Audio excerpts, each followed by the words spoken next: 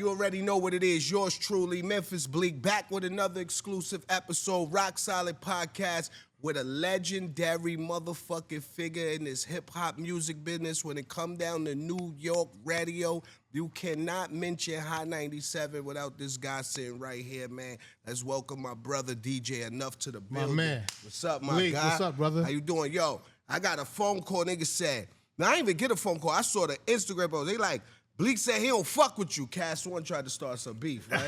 You see that? The way he lined it up, he was like, yo, two of my people, he said he don't fuck with you. He put it in the chat, and then I heard it, and I was like, what are you talking about? And then I heard it, and I was like, nah, he's bugging. I'm like, yo, Bleek, you're bugging. There's no way I was in the studio with you, co-signing the record, damn near producing the record with you. You A&R the record with me. I know. That's 100,000%. That's what I'm trying to get at. Yeah. And I heard you said, yo, he was with like with Proof and Beehive and all them guys, my day ones, blah, blah, blah, blah, blah. I remember all of that. Yep. It was me and Goo came late night. But what I don't understand is, what are you mad about? You ain't played the record. Did I not ever play the record? You gave it probably 5 spins. No way, man. You know why? I remember cutting the shit out that record because it goes, get him. Yeah. Get But him. I ain't get that Ye love. Yo, Ye was hot to me. Damn, I wasn't hot. Yo, you was always hot. Damn, You just were say, hot. you was kind of whack. No, I would never say that. But for me, you got to understand something. I'm going to keep it into perspective so you get it. I used to have the Heavy Hitters record pool on 38th Street in my man Renee McLean's office, right? Okay. So there used to be a young rapper out of Chicago named Kanye West who used to knock on my door every night. I remember. Or every day, Ye was a heavy right? hitter. I remember. So, but I'm bugging. I'm like, yo, who is this dude? And he was like, I want to be a heavy hitter. And I'm like, yo, I'm not. Yo, this I got a DJ collective. I'm not trying to manage no artists. That's I'm right. not trying to put no artists out. I played myself because I could have and I should have. Word up. But what I didn't realize that, what's the studio on 38th Street? The one we had? Yeah. Baseline? No, it wasn't Baseline. Different one. What? We used to work out of. Where Ye recorded his album. What was it? Right Track? No. There's a studio on 38th, like in 10th or 11th or whatever. It was literally Wasn't down the block Sony. from the office. Wasn't Sony, Right So Track? all this time that I know Tata and them got a room in there or something or whatever it was. Yeah, I don't know what studio But that is. it's Legacy. Oh, I remember that Legacy studio. Yeah, I think it was remember Legacy. That. I remember So that. Damn, Ye that's was back in the So day. Ye was recording at Legacy, but I never knew about Legacy. So I thought he was crazy. I said, this dude's always coming to Manhattan to meet me because I think he was staying in Jersey at the time. This is before his mom passed away. Yep. This was when he was producing. And I remember literally like him just begging to be down with my collective. And I'm like, why? He goes, because you got so much power. You could just in the turn of a night make me a superstar. I need you, bro. You know, so remember I had heavy hitters in Chicago, DJ Farris, Timbuktu, guys like that. I was all over the world, and bro. they was co-signing Come on, him man. You got heavy. DJ Ono in fucking Right. in In Thailand, Thailand. man. Come on, man. Y'all And Buddha. everywhere. And You know what I Buddha. mean? And Yeah. Buddha, my guys, man. So Word. it's the network, Pop. That's right. Just like you got the nation, Yes. I got my heavy hitters. That's It's the right. same thing. It's powerful, it's big, and you know that's all it was. I respect. I was just fucking around. It wasn't I know like you know. was. I don't take none of this music shit serious because even to get played one time on Hot 97 At the was time, more than was enough. everything, Like right? you know what I'm saying? Because Right. growing up, listening to the legends y'all playing, you know, knowing Red Alert, all the history that come from New York City. So to even be in that party, invited in there, getting a few spins, I appreciate it, bro. Everything y'all ever done. You had me fucked up. I'm gonna tell you why. When you said what you said, because I'm thinking now, I'm talking to Cass, and they were like, yo, is this true? And I'm thinking, what if it was true? Did I forget to show my man love? Number one. Did the beef Jay and Flex had fuck up something? Or was it, remember when Jay 99 Problems, when he said, if you don't play my show, I don't give a shit? I told y'all. So I don't know if that had anything to do with anything. Yeah. All I remember was that, what year you dropped that record? 2003 That was 2005. or 4 or 5? That was okay. 5. That was my last album. So I was already at 5 o'clock at that time. So I remember I I guess, talking to Swiss, because Swiss used to always talk to me like, yo, you killed it today, blah, blah, blah. But me, I don't know if I ever had your number back then, not like that. Yeah, we kicked it here and there. Yeah, we get in but- touch with right. each other. Rest in Right. peace, Mr. C was my bridge of course. to all the Of DJs course, in New York yeah. City. He was Word. the guy. So I'm thinking in my head, like, did I fuck up on Bleek? I'm really thinking. And I was like, those are the only reasons why. And then we started thinking like, wait a minute. Was this Vinyl Days? Yep. Or was it Serato? Because I'm It like, was still vinyl. so then how you gave me the record? Do you remember? No. You see? He don't even remember. No, remember, it was Bobby Dash first. Remember, everything went course. down in the It was studio, Bobby and then Dash, Bobby it was Donna Dash, Grin. and then Donna and everybody would run that to the radio. When we got to when Jay became president of Def Jam, I don't even know who the radio person was. Right. Remember, that was a whole new system. I remember So that. my goal was, we in the studio making this record together. Swiss gonna get this record to eat like we get it to every DJ. He gonna, you damn near, like I said, produce the record. Right. Swiss owes some pub on that. Let's talk about that. Nah, but yeah.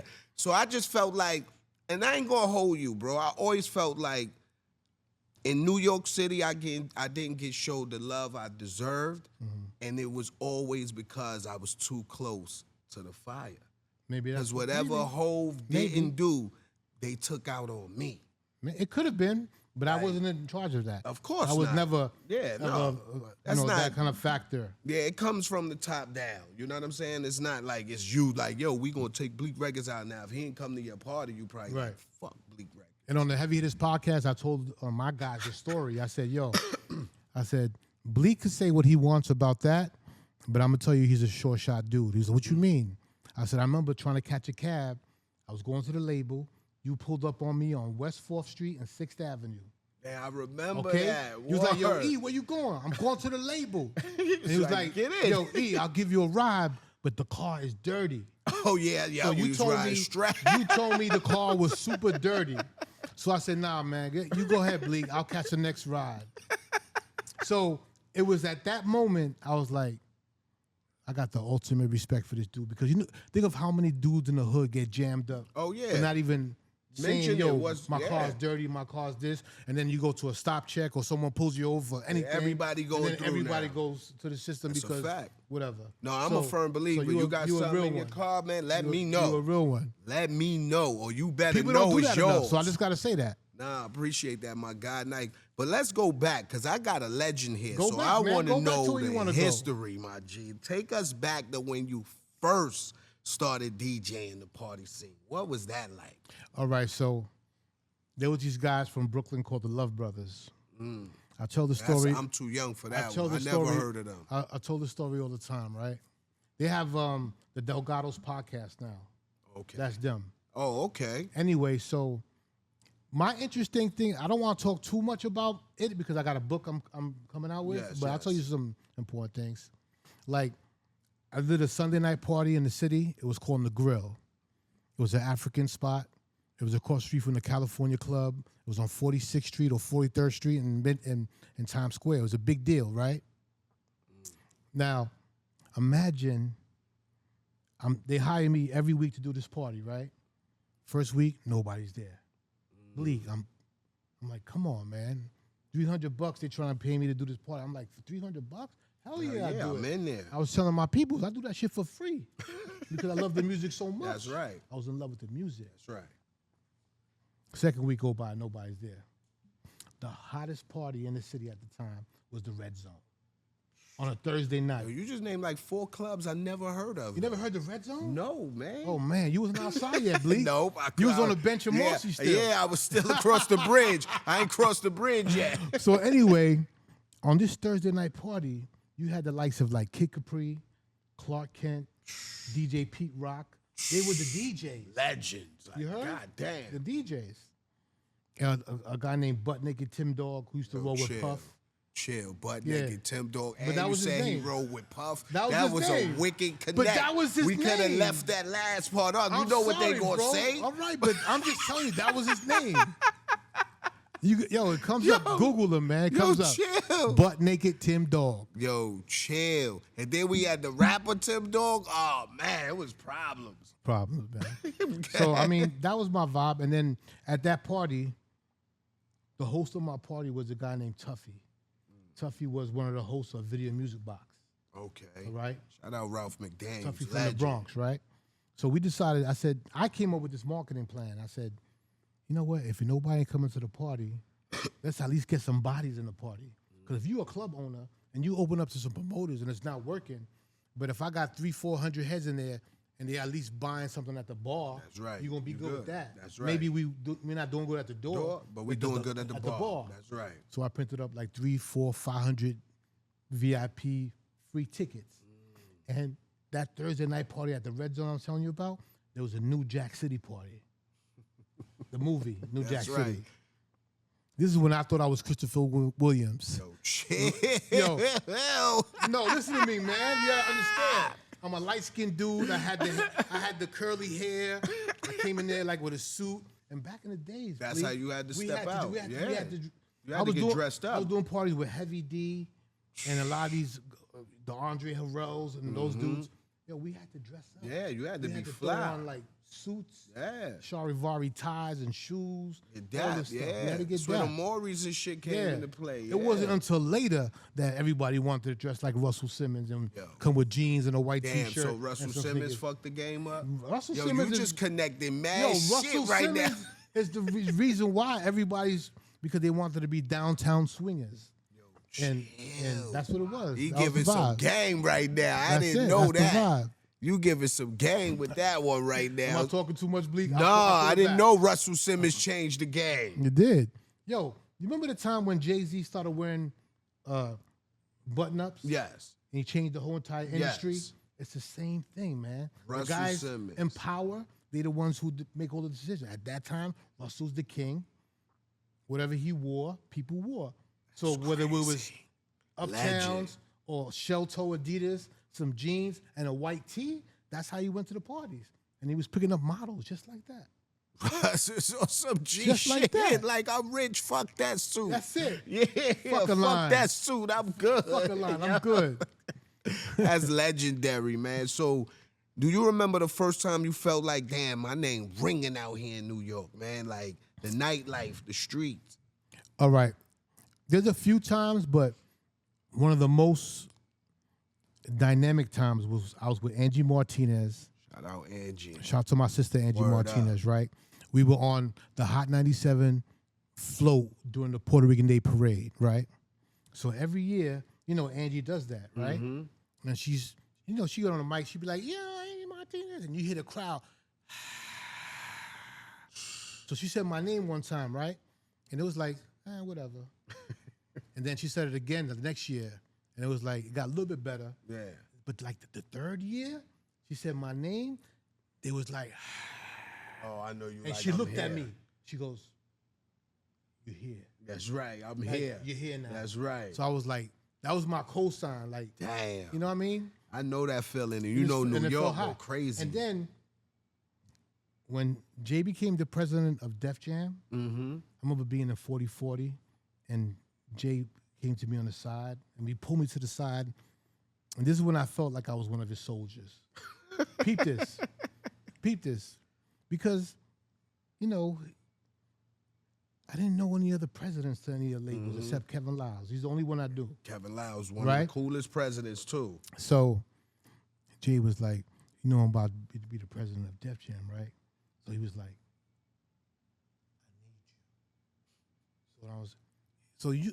Yo, bro, I'm from Brooklyn. You get the I need you from Hove? That's right. It's like, amazing. Like, I'm here. What's up? Yeah, man. What you like, need? You got to understand something. Like, we're like cousins. And the reason why I tell you we're like cousins, peep this.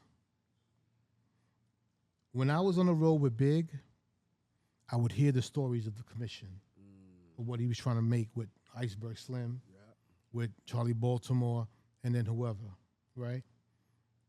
So one of the magic nights was we performed at BAM, downtown Brooklyn, right? I know that spot. Now I'm outside, across the bridge. I DJ for Big, Irv Gotti was DJing for Jay, and it was like side by side, and then it was like, and then Jay dropped Can I Live, and then we dropped Was Beef and a bunch of records, but it's like those magical moments where you just look at each other like, and I remember Big like being with his crew, and then they would see you guys. I was and then little. It was always this like, but it was respect. It was like a much show of love, respect. yes. And then another story. You want me to go back down the Okay, hole? go back, go back. I love this So shit. I'm need in this California knowledge. at the Montrose Hotel. Remember that hotel? The Montrose, you kidding me? I just- Fat Burger I across just the killed street. you with that, right? Yeah, you kidding me? So now peep this, yo. So peep this.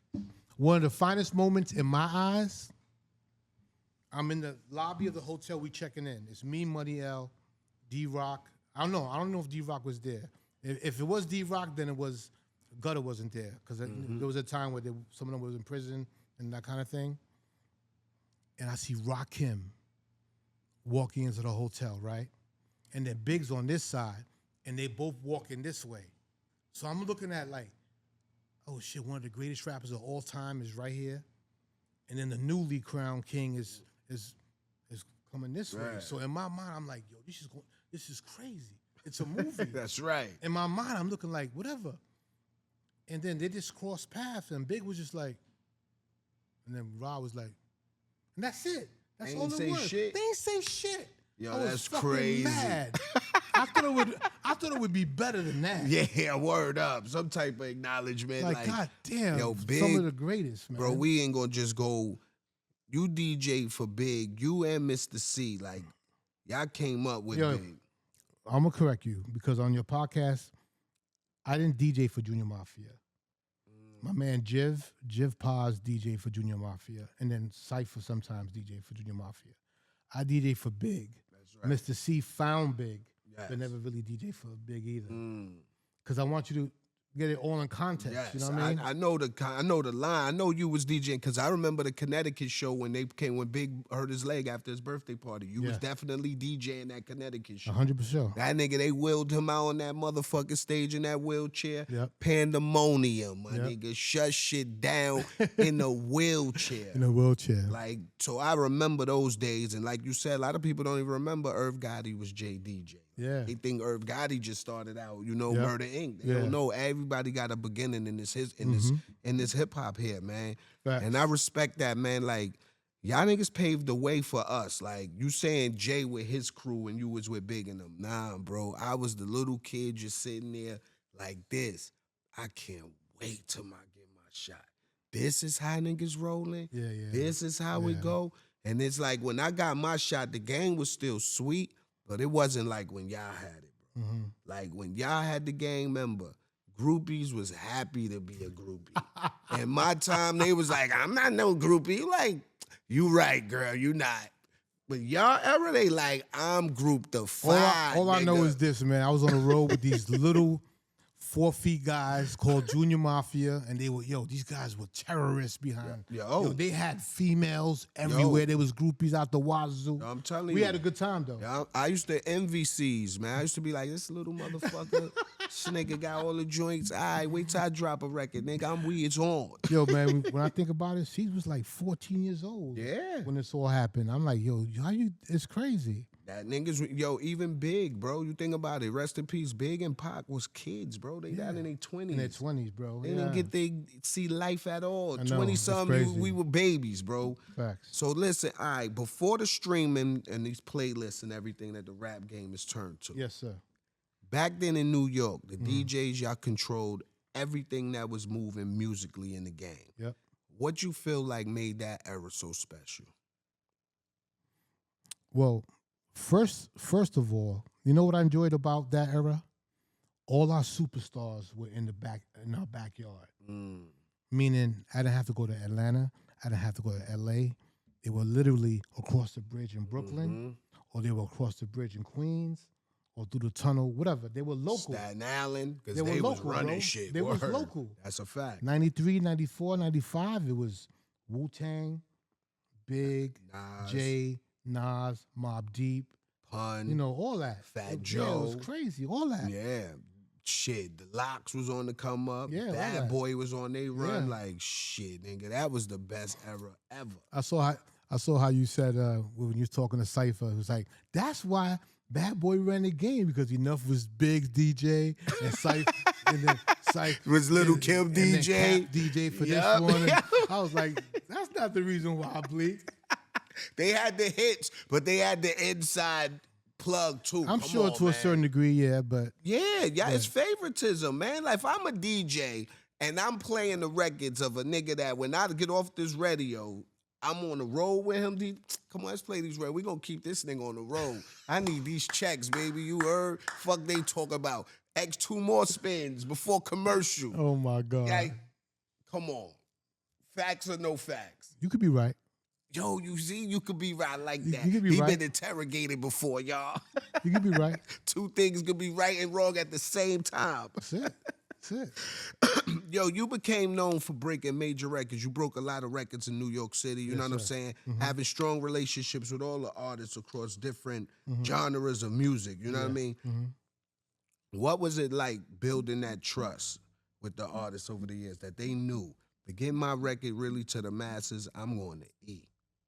Well, I mean, it was always a fight because you had to fight. We either, Flex wanted records, then Clue wanted records, That's right. then K Slade wanted records. That's right. You got to think about all the superstars I'm naming. These are big DJs. Right, rest in peace, And in their own right, they, real talk, I'm going to talk about K Slade for a second. Out of all the DJs in the country, he's one of the ones that fought for you guys. When I say fought, because, after a while, us DJs got playlisted. Mm-hmm. It first started with 4 records, right? The program director would come to me like, Enuff, do your thing, but you got to play these 4 records in the hour. That's right. And then I'd be like, all right, that's not a problem. And then it went to 8 records. And I'm like, damn. And then it went from 8 records to 10 records, and then 12. And I'm like, before you know it, what am I breaking? You just tell me to play whatever you want me to play. And then that's when it started not getting fun no more. Damn. That's crazy. Because, and for rating purposes, I'll give you a perfect example. Like, you might think you hot, right? Because you're hearing your record on the radio and you buzzing, whatever. But then you put a concert together and nobody buys your ticket. Nobody know the record. Or they don't know who you are as the artist. Mm-hmm. So then you get mad because what? Either who didn't support you, the radio station, the DJ, or maybe your record wasn't just good. That's right. So that happens. There's been times where records really buzz and they blow up, but it still don't connect with the audience. That's right. Like, I'm talking about to the point where they want to go in their pocket, pull out their credit card or their cash and say, all right, here goes $50. Let me get a couple tickets. That's right. Like, that's the era you're talking about when you used to do the call-ins, where you would send a record out and have people call and be like, do they identify that record or not? And they're like, nope, I'm cool. That's it. That's crazy. Like, these kids don't even have to deal with that today. And that's the part that when you a person coming up in radio, it hurt. Because you'd be like, yo, man, Enuff, Flex, Angie Martinez, they all playing our shit. But it's not working. It's the music. It's not my fault. It's the music, but man. We try. That's a fact. So visibility is everything at that point. You know what I mean?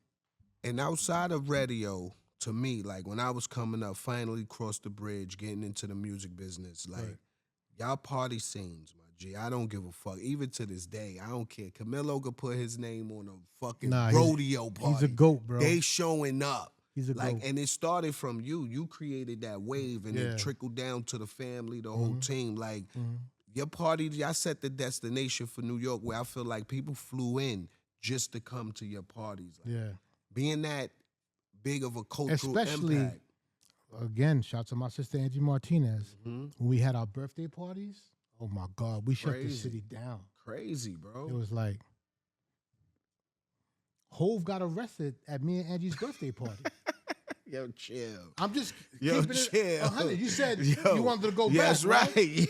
Yeah. At my birthday party, Fat Joe was trying to kill 50 Cent. Yo. shit. The It was locks, smoky, listen, yo. Listen. You want? Yeah, no facts. Let's all right. go. A lot of these guys is cool now. It's cool. I know. The LOX, the D Block dudes are trying to kill DJ Who Kid in the booth. This is all at your party. At my party at the same night. Ask Cass One. He's here. Yo, chill. Cass One, am I lying? Damn, See? Cass said it's facts. It's facts. It's real talk. It's Damn. crazy. So why Jay get locked up? Who he was trying to kill? I don't know who he tried to kill. I think they probably checked his car. They might have found something. He had the blicky? I think so. Oh, had the blicky. Yeah, I Told think y'all so. project, baby. You better stop fucking around. Find out. You fuck around, you find out. Yo, it happens, man. I get it. But we had some of the best birthday parties. Yeah, man, that era was ill, man. Y'all had the city going crazy, my G. Any party you ever brought me to was out the door sold roof. out, bro. I Like love it. crazy, Thank my you. G. It was always Thank you. like back then to me, like walking in the Hot 97 during this peak years, man. Like I told you, that's a historic. Just saying, Hot 97 just meant everything to us. You know what I'm saying? Going up there, stepping into the center of hip hop, it felt like. Damn, I made it. Like, Yeah. I don't think it was no other radio station. No disrespect to any station that I walked in that showed love, but just something about being from New York and being invited to Hot just made everything matter to you. You know what I mean? Yeah. Like, I just want to know, what was the environment like for y'all from the inside at Hot? I mean, it was always competitive, but, you know, like, I mean, we had Ed Lover, we had Miss Jones, we had Star and Buck Wild, we had Angie Martinez, we had Sonny Anderson. Shout out Sonny, that's my girl. Sonny ended up man. becoming a big chef and Word superstar. up, cooking up shit, battling everybody now. I'm so proud of her. Word. You know, so the vibe was always good. I remember, you know, like as much as DJs, the power wasn't really behind the turntables. You know that, right? The power was behind this. But sometimes we didn't want the headaches when it came with this. So we just wanted to do our jobs and play the good music. Yeah. So it depends, like, how much you want it. But the power is this. This right here. This That's right a here. fact. That's a fact. The mic, because, man, you see Angie Marv, voice in New York. Everybody, you wanted to get your point across or get a message out, you had to go to Angie. You had if to. you went anywhere else, we didn't hear it. It was like, what'd you say? Who? Like, Yeah. what? Exactly. Like, that's crazy, man. Like, that era, I miss that era of New York. Like, My best radio moment was watching her and Hove on the radio all the time. They were like the Snoop and Dre of the radio, right? And Hove was getting mad because she kept having to stop for commercial breaks. he's like, we gonna pay the commercial. I think I remember. He pulled out the black card and told the people at the station No more how much it commercials. costs for me to just talk. That's right. And No they- more commercial. I remember that and interview. They And just cut- swiped all the commercials, got rid of everything, and then Angie and him, like, like yo, an hour. who does that? Straight up. Nobody does that. Yeah, I never I seen remember that in that the history interview. of me ever being on radio. Only him. Yeah, it was like, yo, I don't want no more commercial. We just gonna talk straight through. They canceled Crazy. all the commercials. How gangster is that? That's ill. Ill. Very Yeah, I ain't ill. never think about that. No other artist did that, man. Never. They could do that on XM. Yeah. Because they don't pay ain't no real commercials. Nah, just ain't no music all commercials, day. just You know what I'm music all day, saying? yeah. Yeah. They But- do it based on prescriptions. That's why. That's right, man. Like, fucking the music industry done changed dramatically, streaming, digital. Like, you know what I mean? What was the hardest adjustment you think for you to make the transition to the new world? For me, it was this. When I first became a DJ, I just wanted to play records.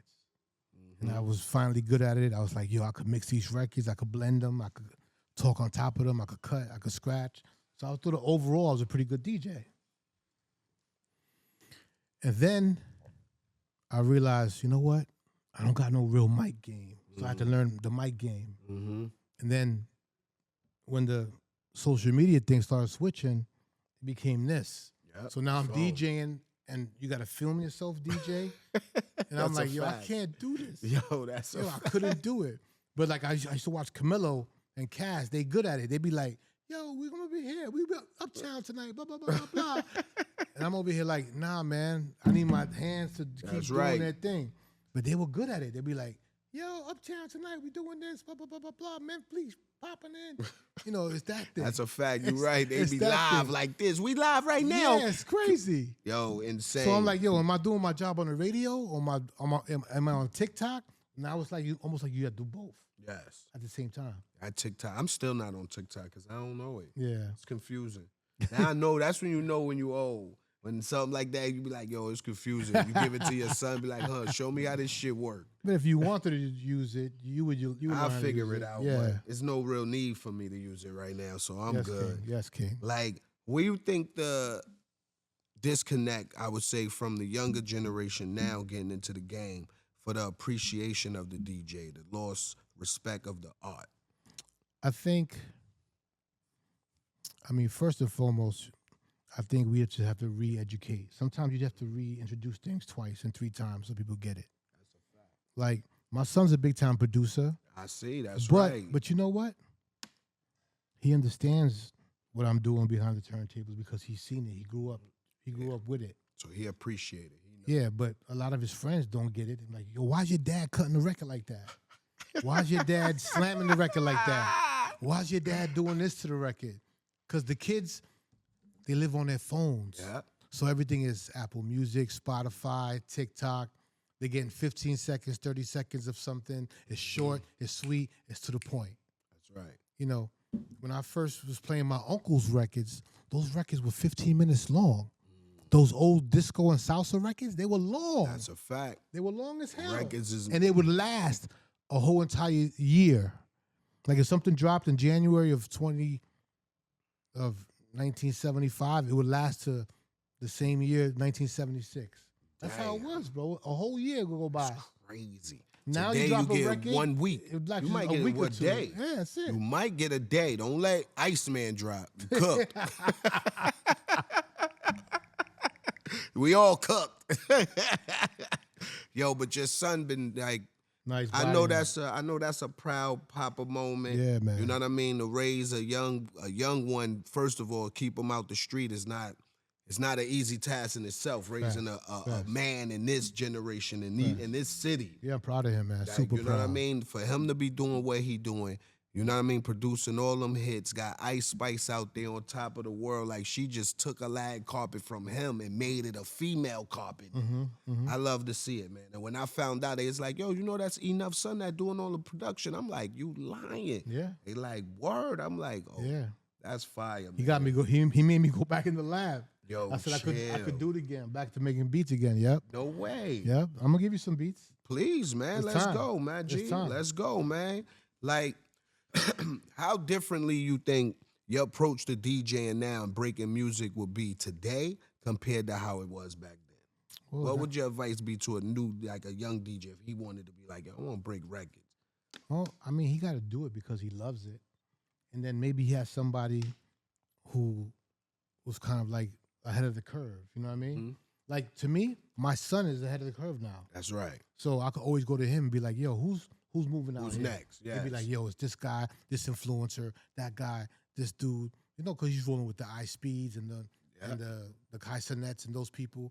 They got millions and millions of followers. Yo, listen. You know we all don't know our shit that he really plugged in. He called them Casanet.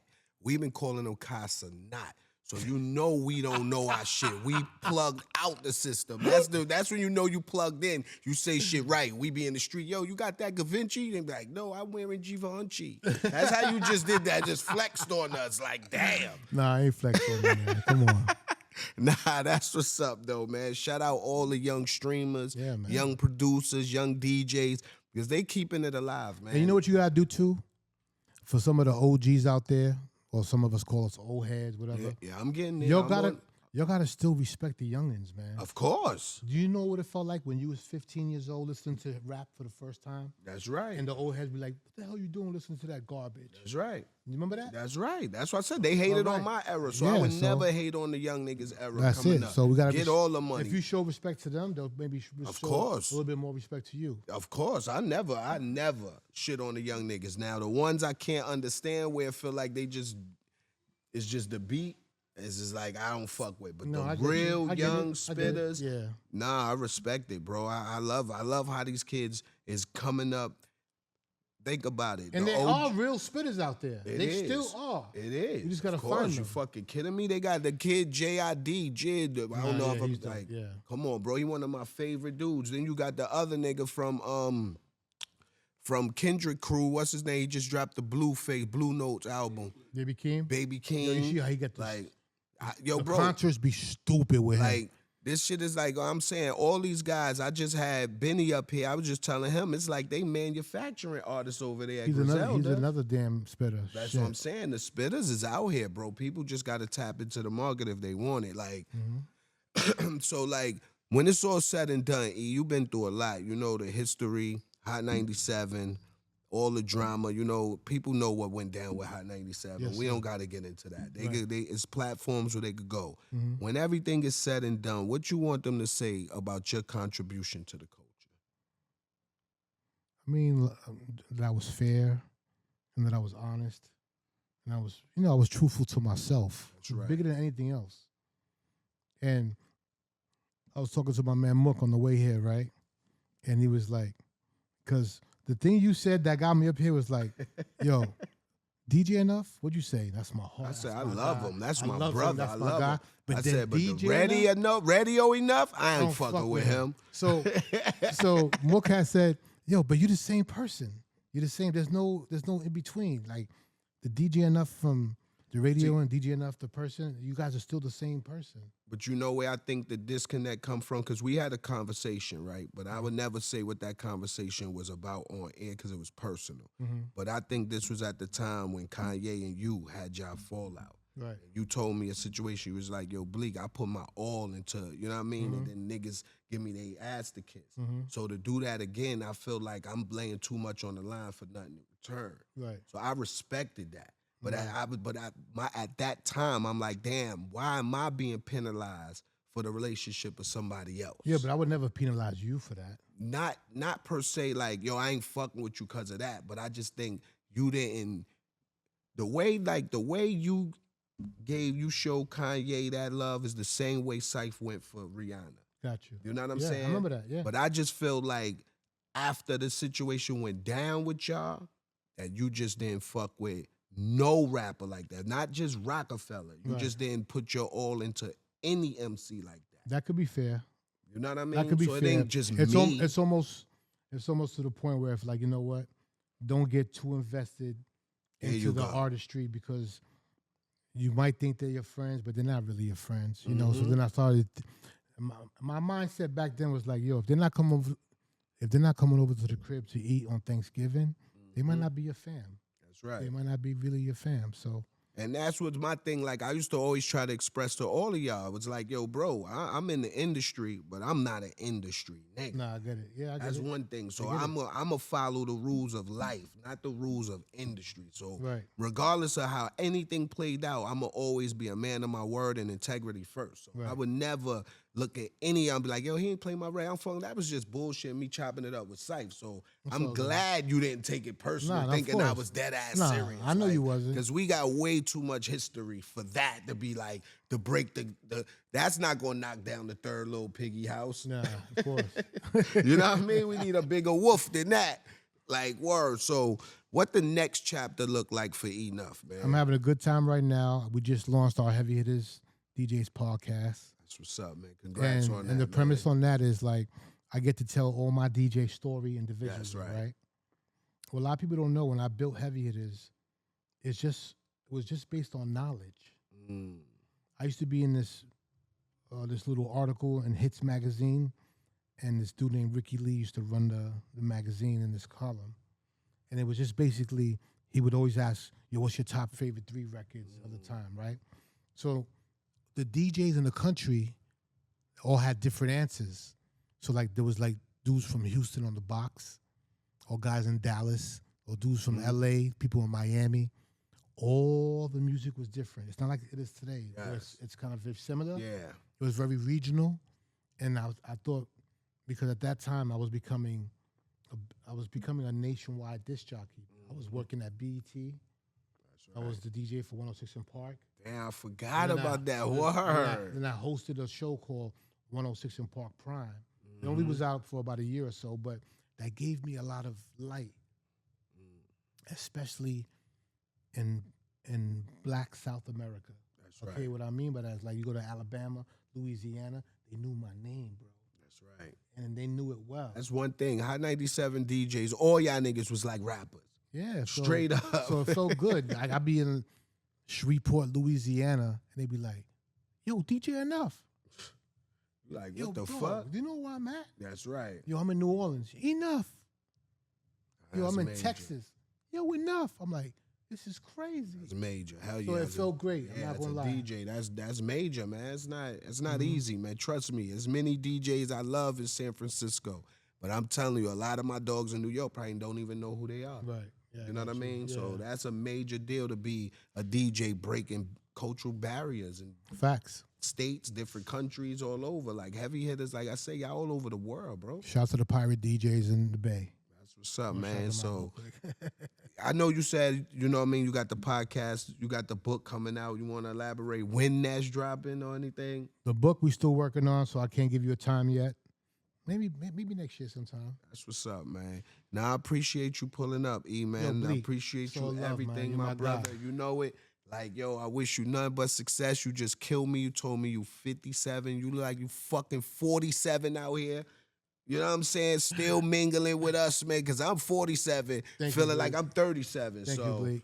we gotta rewind the clock. We ain't going forward. We vintage. We not old. That's it. We just That's having a what- good time, man. That's right, man. We here, man. You know what it is. You know this is the 30th anniversary of Reasonable Doubt. Right. We doing the J30. You got anything you would want to say about his contribution to the, about Reasonable Doubt 30 years later, bro? I can't even imagine. That shit sound funny saying 30 years, Reasonable Doubt. Yo, I'm gonna drop something it's not reasonable doubted, but I'm gonna give you a fun fact. So I'll do this thing. We just started it on our podcast called Believe It or Not, right? Remember that song Reservoir Dogs? Mm-hmm. All right. Okay. If it wasn't for Big Spanish DJ Enuff, I don't think Reservoir Dogs would have happened. No fucking way. Let me tell you why. So I was doing the morning show at the time at the radio, right? Mm-hmm. There's a gentleman who worked on the other side of the radio on BLS or KISS. His name was Isaac Hayes, right? The sample to Reservoir Dogs was Sir Mr. Isaac Hayes, a.k.a. Black Moses. Mm. I'm having my bacon, egg, and cheese. He's drinking like some healthy honey, cayenne pepper, lemon, fasting. He's doing some fasting. Word shit, up. right? And he talks to me, Enuff, you know Jay-Z? I'm like, yeah, he's about to be the biggest thing in the world. Why? What's up? He wants to sample my baby. What baby? My Shaft. Because the sample for Reservoir Dogs is Shaft. Yes. All right? And he was like, that won an Academy Award, a Grammy, a this, or that. He's breaking down all the accolades. Yeah. And he was like, he wants to sample my baby. I said, Isaac, you got to let him do it because he's one of the hottest dudes in the street. Mm-hmm. He's going to take it to a space and maybe you'll be proud of him for doing that. Get some, yeah. Yeah, so I co-sign that. Wow. Little things like that. That's crazy. Believe it or not. Believe it or not. And Jay, that's dope, man. You know what I mean? Like I said, Reasonable Doubt 30 years. That mean I've been in the game 30 years. I'm an old, young ass nigga, man. Y'all niggas ain't got nothing on me, man. But E, like I said, bro, I appreciate you, man. Always, brother. Always show love. Like I said, one of the staples of New York hip hop. Always. Party scene. When you go to these parties in New York City, y'all created that wave. I believe that's We here, still man. going, Look. my G. Heavy hitters, Right. special Heavy edition hitters. Rock Nation hat. Emery, thank you, my brother. You already Appreciate know, you. man. You already know who the fam is, man. It's ROC Solid. And when they sing here, mean one thing. They solid, too. You know what it is. Bang.